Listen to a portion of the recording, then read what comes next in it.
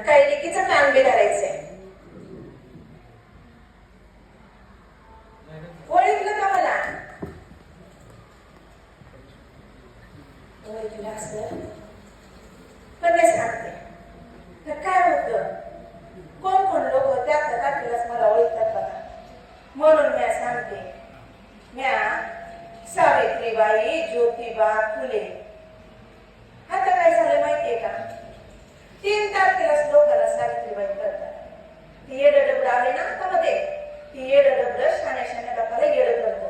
त्याच्यामुळे मला ना ओळखून घ्यावी लागते. तर मी आज आले तुमच्याशी गप्पा मारायला, काही बोलायला, काही सांगायला. इथं कळ उठते गडी तुम्ही माझ्या. लय वाईट वाटतं कधी कधी मला, जेव्हा माझ्या लेकीवर अन्याय होतो, अत्याचार होतो, लेकीचा बळी जातो, तेव्हा इथं कळते माझ्या. तेव्हा मी माझ्या शेतीच्या खांद्यावर डोकं ठेवून ढसा ढसा ढसा ढसा रडते. लई वाईट वाटतं बघा मला. म्हणून तुम्हाला काही सांगायला आले. एवढं नाव बघू नका लेकीनो, एवढं जीवन सोपं नाही आपलं, एवढं नाव बघायचं नाही.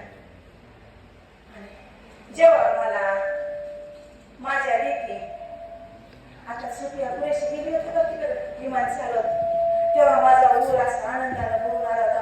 जेव्हा माझ्या लेकी विमान चालवतात, डॉक्टर होतात, शास्त्रज्ञ होतात, हे ऐकलं की माझा ऊर असा आनंदाने भरून येतो.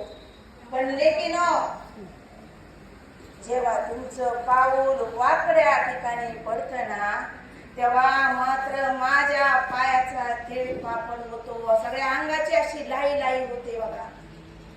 तुमच्या हातात मी वाघिणीचं दूध दिलेलं आहे, तुमच्या हातात मी शस्त्र दिलेलं आहे, तुमच्या हातात मी स्वातंत्र्य दिलेलं आहे.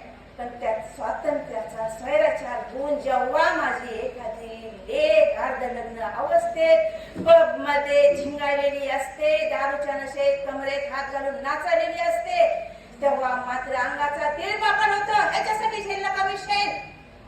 ह्याच्यासाठी झेललं का मी खरकट अंगावरती टाकून घेतलं का? ह्याच्यासाठी मी लोकांचे शिव्या खाल्ले का? ह्याचा पश्चाताप होतो. हा पश्चातापची वेळ तुम्ही माझ्यावर आणू नये. आणि तुम्ही सगळे लेकरांना पिढ्या घडवणार आहेत, म्हणून तुम्हाला काही सांगायला आले मी. तर तुम्ही हे सगळं मुलांमध्ये रुजवू शकताय, म्हणून तुमच्याशी गप्पा मारायला आले बघा. एक छोटीशी माझी कहाणी सांगणार आहे तुम्हाला. सोपं नव्हतं. सावित्री माय होणं सोपं नव्हतं गली किनो. मी शिवराजाच्या पवित्र भूमीतली नायगावची खंडूजी नेवसे पाटलांची मी आहे. पाटील घराणं. माझा बाप गावातले आडीनडीचे सगळे प्रश्न सोडवायचा, तक्रारी सोडवायचा. माझ्या बापाचं नाव खंडूजी आणि माझ्या माईचं नाव लक्ष्मीबाई. 3 जानेवारी 1831 ला 3 जानेवारी 1831 ला लक्ष्मीबाईंनी एका गोऱ्या पोरीला जन्म दिला. ती गोरी म्हणजे मीच आहे बघा. हाय का नाही गोरी? मग ती गोरी पोरगी मीच. तर मग ही तुमच्या समोर असणारी बाळ असताना नाव ठेवलं आया बाया बोलून सावित्री. ती सावित्री दिसामासा गणेश अशी वाढत होती आणि अशी झोप राहत नव्हती. नाही लई खेळायची बघा मैत्रिणीसोबत, शेतात जायची, काही बी खेळायची. आता कसं तुमच्या लेकरांना नाही बघा खेळायला काही. लई खेळलो आम्ही, झाडावर चढायचो, सोपारावर खेळायचे, हिरीत पोहायचो. आणि माझा नेम तर काय सांगू, असा दगड घेतला ना असा मारला ना, वट्टीभर बोरं पडायची, वट्टीभर जांभळं पडायची आणि सगळे ते वाटत खायचे बाबा. काय सांगू तुम्हाला, लई नेम होतो बघ माझा. आता कसा नेम कुणाचा राहिलाच नाही, ते खेळच नाही राहिले बघा. अशीच मी एकदा माझ्या माईसोबत बाजारला गेले. तिथं हलवायची दुकान होती ती. आता कसं तुम्ही तुमच्या लेकराला बर्गर आणून देता, पिझ्झा आणून देता, लय काय आणून देता. मी बघत असते वरून सगळं. तेव्हा आमच्या हलवायाकडं शेवचिवडा असायचा, बुंदी असायची, जिलबी असायची. माझ्या माईने विचारलं, सावे तुला काय खायचं? मी म्हणलं, अगं माय मला एवढसा चिवडा दे आणि एवढीशी जिलेबी दे. दिली की मला लई लाडाची होती मी. माझी माय, माझा बाप, माझी आजी सगळे माझा लाड करायचे. लई लाडाची होती मी. आता काय सांगू तुम्हाला, माझ्या माईने दिले की मला चिवडा दिला, जिलेबी दिली आणि मी ती खात अशी खात खात खात खात मी माझ्या माईची मागे चालले होते. तेवढ्यात आला की बाई एक बोला साहेब पुढून. तो मला कसं म्हणतो, ए baby this is not good, throw it. अगं बया हे काय म्हणलं मला कळतंय, पण ते असं असं करलं, असं असं केलं, असं असं केलं ना, एवढंच मला कळलं. आणि असं घेतलं दिलं की टाकून दे. तेव्हा ते काय म्हणलं, गुड गर्ल, तोर गेले हुशार आहे. मी असं माईकडे बघितलं. माझी माय पण म्हणायची लय पोरगी हुशार आहे. माझा बाप बी म्हणायचा पोरगी लय हुशार आहे. शेजारी पाजारी पण म्हणायचे पोरगी लय हुशार. आता हे ओरा साहेब पण म्हणते पोरगी लय हुशार. हुशार आहे ना मी, लय हुशार होते मी. आणि असंच माहितीये का, एकदा माझी माय काय म्हणाली, अगं सावे नुसतं गुंदडती, स्वयंपाक पाणी शिक, भाकऱ्या थापायला शिक जरा. तसं व्हायचं लग्न केल्यानंतर तुझं काय माहिती, किती घराणं आणती काय माहिती. पण तुम्हाला म्हणून सांगते, मला त्या पिठात पाणी टाकून असं असं असं असं करण्यापेक्षा ना, रानात जाऊन मातीत असं असं करायला, भांडी कुंडी खेळायला लय आवडायचं बघा. आणि तेच करायचे. आता मी फरकातून भरभराट मोठ्यात आले होते बघा. आता माझ्या माईनं बापाच्या माग लावलं तुमनं. आता सावी मोठी झालीये. आता सावीचं लगीन करायचंय. सावी मोठी झाली, आता सावीचं लगीन करायचंय. अगं बया, त्या लग्नाचं तर आम्हाला काय बी माहित नाही. एवढंच माहिती होतं, नवे नवे कापडे मिळतात घालायला, गोडधोड खायला मिळतो. माझ्या बापाला विचार पडला, एवढी गुणाची, एवढी रूपवान पोरगी कुणाला द्यावी. तसंच तोला मुलाचं स्थळ आलं बघा सांगून. धनकोरच्या फुल्यांचं पोरग, लय गोर गोर होतं ना, असं उंचेलं धिप्पाड, लय काय बाय करायचं म्हण काय, लय हुशार तर होतं म्हण, लय ठिकाणी त्याचं नाव होतं म्हण. आणि त्या पोराचं आलं की बाई झालं, आमचं ठरलं लगेच. सगळ्यात धारी मांडव घातला, होतून गेली सगळ्याला, डाळी घातला मांडव, वाजला ग चौघडा. आत्या मामा मावशाना, मूळ धाडा बाई धाडा. गेले की बाई सगळ्याला मूळ. लोक आले घरी, सगळे पाहुणे, सगळं गच्च भरलं घर. हाजी म्हणाली, आता माझी सावी नवरी होणार, कासाराला बोलवा, हातभर बांगड्या घाला. एवढीशी 9 वर्षाची मी सावी. आता लगीन होऊन फुल्यांच्या घरी जाणार होती. हात भरून भरून मला बांगड्या घातल्या बघा. तेव्हा हिरव्या बांगड्याने माझा असा हात बोटच भरला बघा. झालं की बाई, लगीन झालं, नवरदेव आला. आता मला जायची वेळ आली होती. मला काहीच कळत नाही. माझ्या डोक्यात कसं होतं माहितीये का, मला माझं आता लगीन होणार आहे, मला पुण्याला जायचंय, मला टांग्यात बसायचंय, मला पर्वतीला जायचंय, मला फिरायला जायचंय, असं मला वाटत होतं. कारण लगीन झाल्यानंतर मला पुण्याला जायला मिळणार होतं. लगीन झालं, निघाले मी. आणि निघताना काय केलं माहितीये का, एका मिशनरीने दिलेलं पुस्तक होतं. ते पुस्तक असं घेतलं आणि मी निघाले. ज्योतिबाचं लक्ष, माझ्या शेतीचं लक्ष बरोबर त्या पुस्तकावर गेलं. आलो की बाई आम्ही पुण्याला. पुण्याला आल्यानंतर मला वाटलं असं ताट घेऊन कोणतं माझं स्वागत करायला बसलेलं असं पंचायतीनं ताट ओवाळते मला कशाचं काय आहो. गेले शेरशीच्या घरात असं पाहून टाकते, सगळ्या घरात पुस्तकं, इकडं पुस्तकं, तिकडं पुस्तकं, समोर पुस्तकं, वर पुस्तकं. अगं बया बया बया बया, त्या संतात पुस्तकं, हडताळात पुस्तकं. म्हणलं हे काय पुस्तकच वाचते का, खातं पितं नाव आहे काय माहिती बाय. दिसायला तर देत नाही का काय, कसं काय काय डोकावं लागते काय माहिती. झालं काय, खरंच कसं होतं. आमच्या शेडचीला खायची प्यायची पण सुद्धा नसायची. एकदा वाचत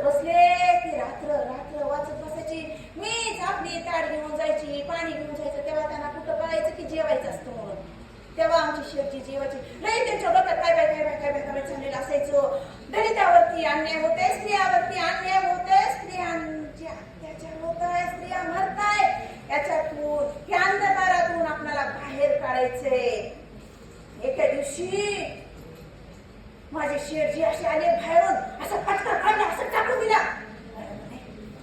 सावित्री, त्यांचे लाल लाल डोळे बघून मी लई घाबरले बघा. मला लई भीती वाटली. मला माहित होतं आजी बोलायची, आत्या बोलायची, नवरा मारते म्हणून. मला अगं बाई लाल लाल डोळे झाले, जोरानं बोलते. आता माझं काय बी खरं नाही, आता मारते का काय अशी काका त्यांच्या समोर गेले. मला म्हणले पुढे अशी. अहो काय पुढे अशी. सावित्री बोला शेठ, टाक पाऊल पुढं. हो मी इथंच उभी आहे की. टाक पाऊल पुढं. हो मी इथंच आहे की. सावित्री तसं नाही म्हणायचं मला. तुला स्त्रियांवर होणारं शोषण बदलायचे, बंद करायचे. त्याच्यासाठी तुला वेगळं काहीतरी करायचे आणि त्याच्यासाठी तुला पाऊल पुढे टाक म्हणते. अहो मी काय करू पण. सावित्री तुला लिहायला वाचायला शिकायचे. अगं बया तुम्ही लिहिताव वाचताव ते कमी नाही होय. अजून मला शिकायचं. मला काय नको होते त्यातलं. मी आपली 10, 12, 15 भाकऱ्या थापते तुम्हाला. 50-60 माणसाचा स्वयंपाक म्हणलं तर मी अशी चुटकीशी करून दे. तर किती व्हायचं वाचायचं. असलं नका बाबा सांगू, आपणाला नाही जमणार. सावित्री पुढे. हीच वेळ आहे बदलायची.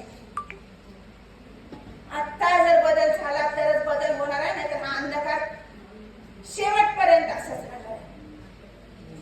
झालं की बाई काय. आम्ही दुसऱ्या दिवशी आम्ही रानात गेलो बघा. रानात गडी माणसं अशी काम करायला गेले होते. झाडाखाली आम्ही बसलो. शेठजी आले. शेठजीने असा एक भोग काढला.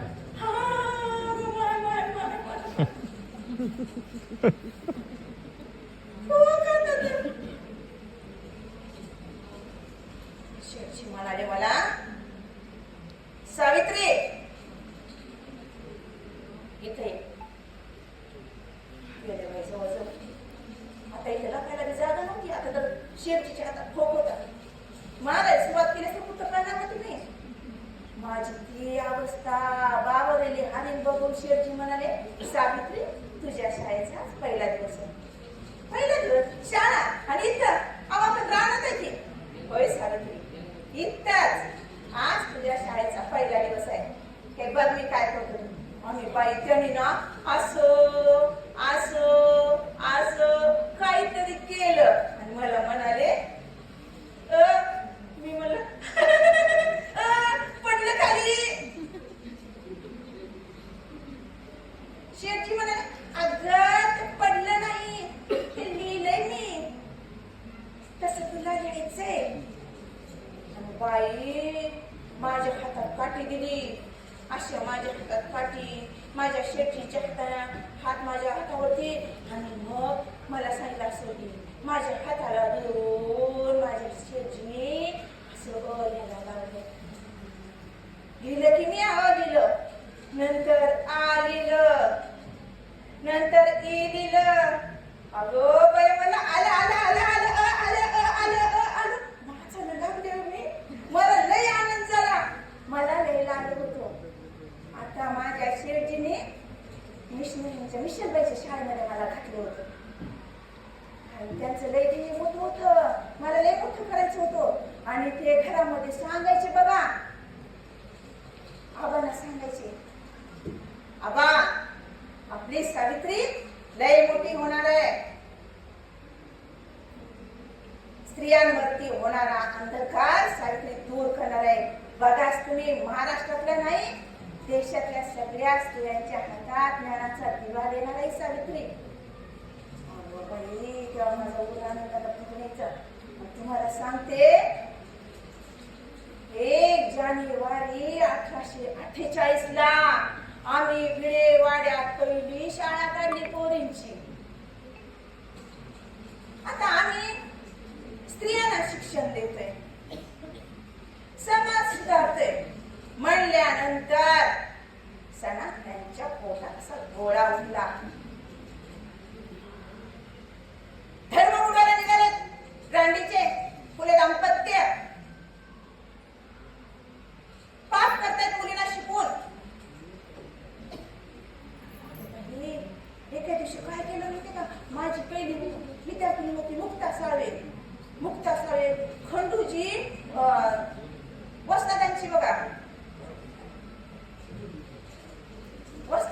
ती नात होती, पुतणी होती आणि ती पोरगी पहिल्यांदा आली होती आमच्या शाळेमध्ये. मग ती आली, गुडिया म्हणायची आली, अजून दुसरी आली, अशा 4 पोरी आमच्या शाळेमध्ये आल्या बघा. मी चालले होते शाळेमध्ये, माझं पुस्तक घेतलं आणि मी अशी रस्त्याने चालले होते बघा.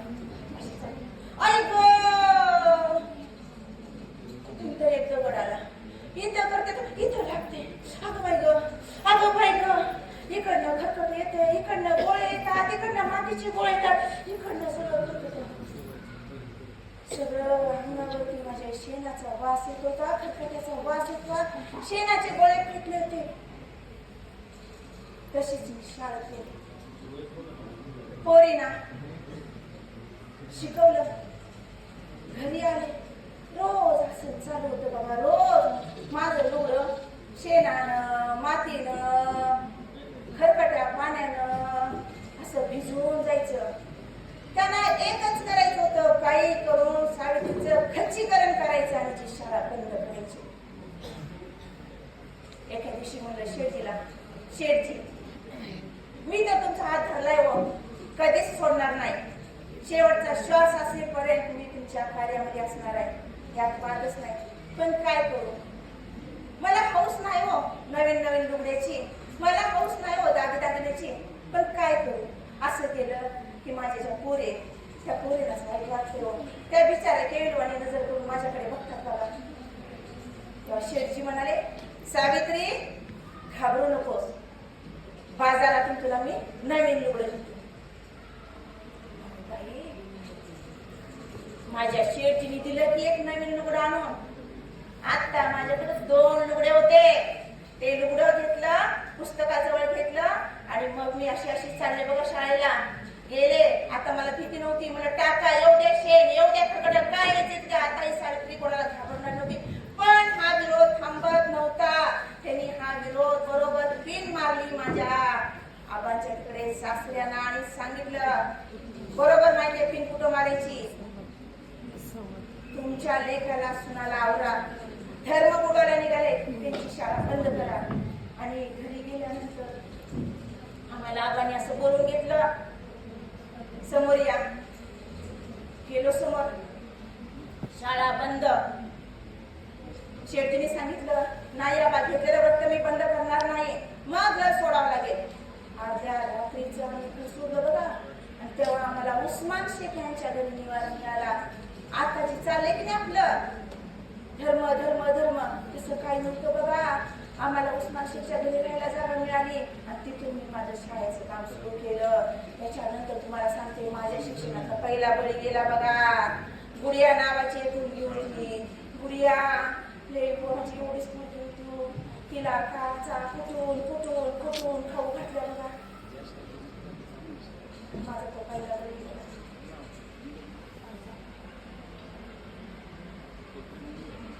अजून लई सांगायचंय, पण असं करत करत तुम्हाला सांगते, माझ्या कामामध्ये ह्याच्याने शरीर थकत होतं. आणि आमचे शेठजी एका दिवशी पक्षाघात झाला त्यांना, त्याच्यातून उठले नाही, त्याने उठले नाही.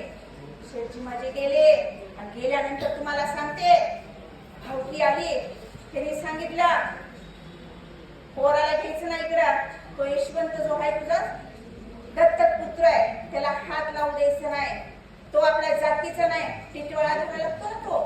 मी म्हणलं तुला जातीचीच लागते का, हे बघ मी टिटवाळा धरते. आणि मी तो टिटवाळा धरला आणि मी माझ्या शेठजीच्या चितेला अग्नी दिला. आणि शेठजीच्या चितेला अग्नी दिल्यानंतर पुन्हा जो म्हणून मी अजून कामाला रडत बसायला वेळ नव्हता. आणि शेठजी गेल्यानंतर 7 वर्ष मी तुम्हाला सांगते, प्लेगची साथ आली, एवढी प्लेगची साथ आली, एवढं का बघता बघता बघता बघता का पेचा अशा भड्या मोठ्या मोठ्या मोठ्या गाठी यायच्या. रॅन साहेब पण उतरले होते त्याच्यामध्ये, त्यांनी पण दवाखाना काढला होता हो, पण ते बाया बापरीच्या आत पण हात लावायचे. त्याच्यामुळं मी त्याच्यात पुढे घेतली. मला माहित होतं एक ना एक दिवस मला सुद्धा घात होणार आहे. आणि मुलीव्यातली हा गायकवाडाचं पोरगं तापाने कणकणत होतो, यायला सोय नव्हती. असं कडकडत माझ्या अंगात ताप भरला होता. मी चालले होते, मला ते लेकरू कसं करून मला माझ्या ऐश्वर्याच्या दवाखान्यात मला पोचायचं होतं बघा. मी चालले होते, चालेल. यशवंता यशवंता यशवंताजवळ येतो दिला बाबा मी. आता माझ्या अंगात काय बी ताकद नाही. मला पेढी गाठलं होतं बघा. आणि तुम्हाला काय सांगू, आता मला काय बी कळत नव्हतं. यशवंत बोलले, कोण कोण आले तो? मामाजी आले, काशीबाई आले, शेठजी, तुम्ही बी आला होता. संपलाय माझा काय लेकीच्या हातात दिला मी ज्ञानाचा दिवा. गाढव